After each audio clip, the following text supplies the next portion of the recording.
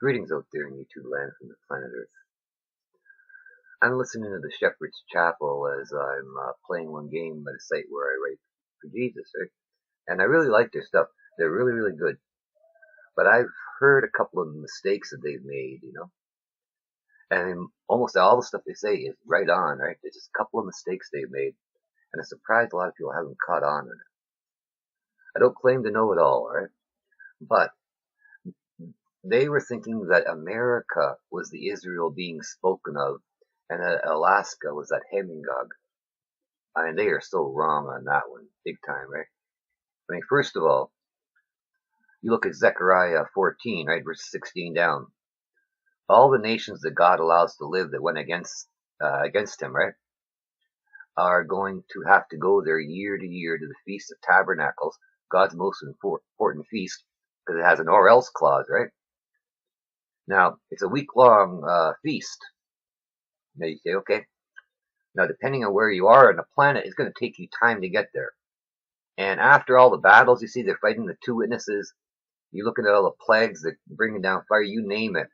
And then when Jesus comes, and when He sets foot on the mountain, the greatest earthquake the world has ever known. What I believe will happen with that one is that all the continents will come back together as one.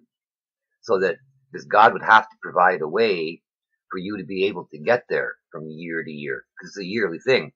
And look how long it took those guys to go from the east coast of the United States to the west, right? And you're not going to have planes and all the fancy stuff we got now. Who knows how basically it's going back down to basics, I believe, right? And they're going to have to get there. So God would provide a way. Now, it tells you also that when you're walking there and you happen to see any bones, that you're not supposed to touch them, but you're supposed to mark the area. And the Jewish people, because there are 12 tribes, but currently they're mainly Jewish ones there that are there, are the ones I believe is speaking of in the Bible there, that they have to go out there and pick up the dead bones that pop up from the ground and bury them in hanging God. That's their job. Nobody else is supposed to do it but them, right?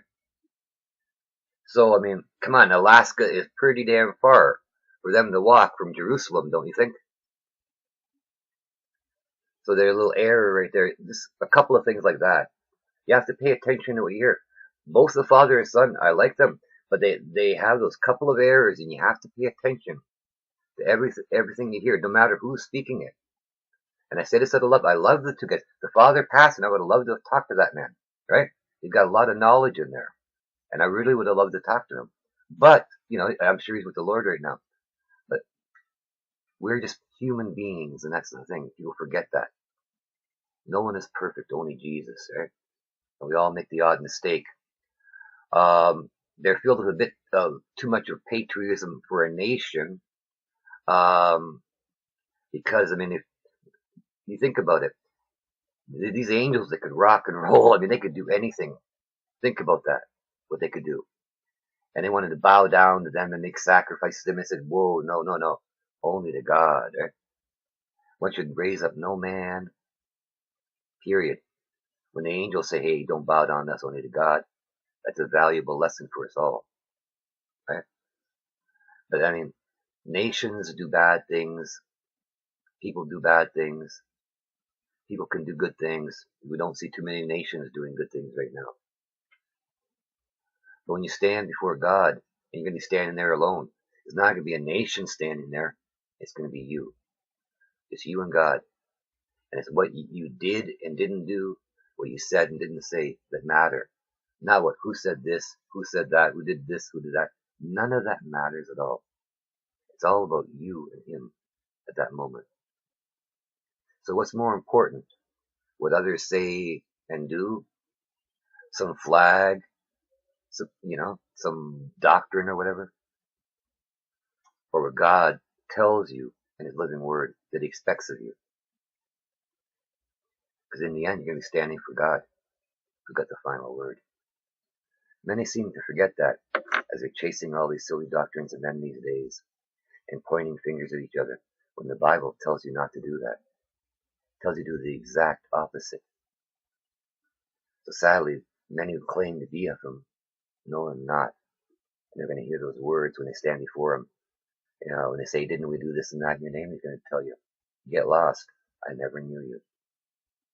Make sure you're not one of them. And take a moment out of your busy day and actually read your Bible and pay attention to what it says. Because most of you out there are definitely not Psalms 113. I know that, and so does God.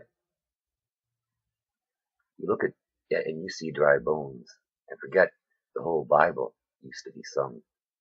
And yes, Jesus was singing the Bible. Some are right now, and they're realizing it. Because God's got an army of angels around him, singing and playing music all the time.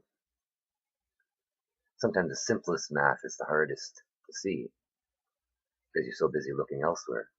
But everything you need to know is in God's living word, just like he told you. If you study and seek his face, you will find him. He promises you.